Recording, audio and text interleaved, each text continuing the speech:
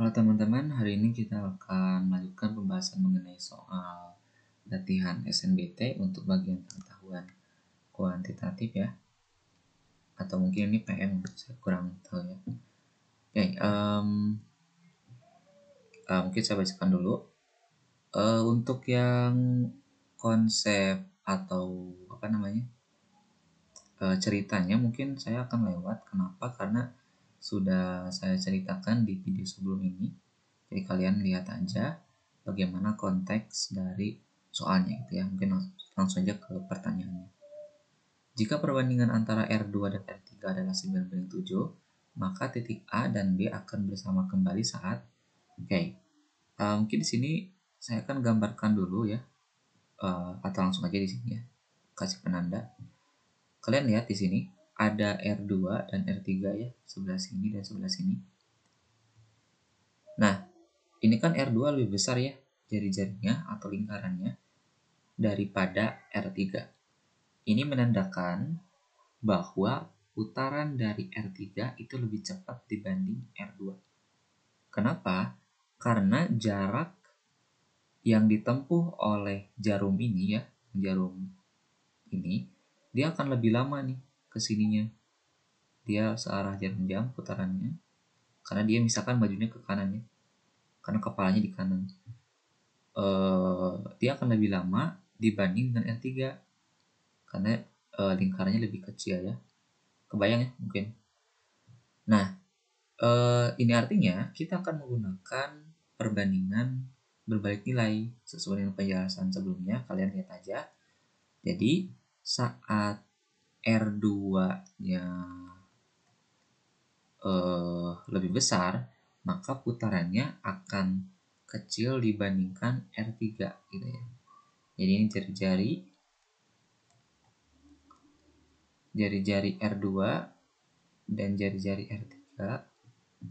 Terus ini putaran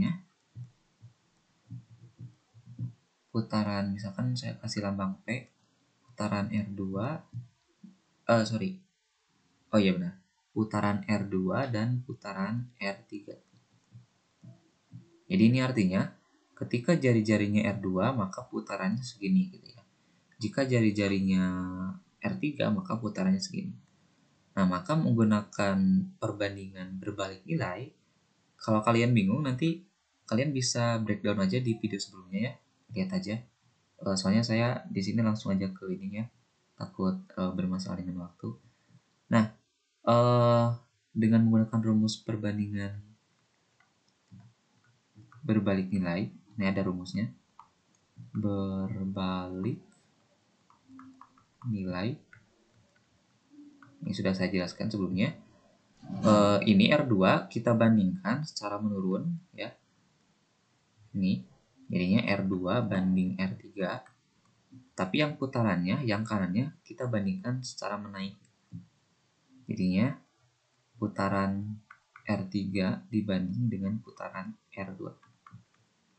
Gitu ya. Nah, karena R2 banding R3 udah ada, ini 9:7,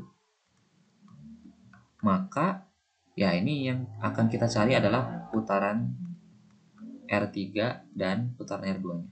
Ini kan pertanyaannya itu kapan sih A dan B-nya itu akan bersama kembali di titik A, di bawahnya, di tepinya, di tepi rodanya. Kan gini ya, kalau kalian lihat, misalkan ini kan B itu lebih cepat ya putarannya, atau R3 ini lebih cepat putarannya. Jadi saat yang R3 itu sudah satu putaran, ya, udah di sini B-nya gitu ya, di titik yang sama. Nah, pasti R2-nya mungkin di suatu tempat yang bukan di tempat A di sini, mungkin di sini. Gitu. Jadi saat satu putaran di B bisa jadi si A-nya ada di sini gitu. Jadi dia nggak di tepi rodanya. Nah, pertanyaannya itu kapan A dan B-nya itu kayak gini lagi gitu. Seperti titik semula di A dan B. Kapan itu ya? Nah, ini jawabannya. Yaitu putaran di R3 itu harus kelipatan dari 9, sedangkan putaran dari R2 itu harus kelipatan 7 gitu. Jadi jawabannya itu, putaran R3-nya harus kelipatan 9, kita lihat. R2-nya salah, R3-nya 28 salah. Nah, ini ya, yang benarnya adalah putaran R2-nya harus kelipatan dari 7. Ini ya, yang E. Kayak gitu ya.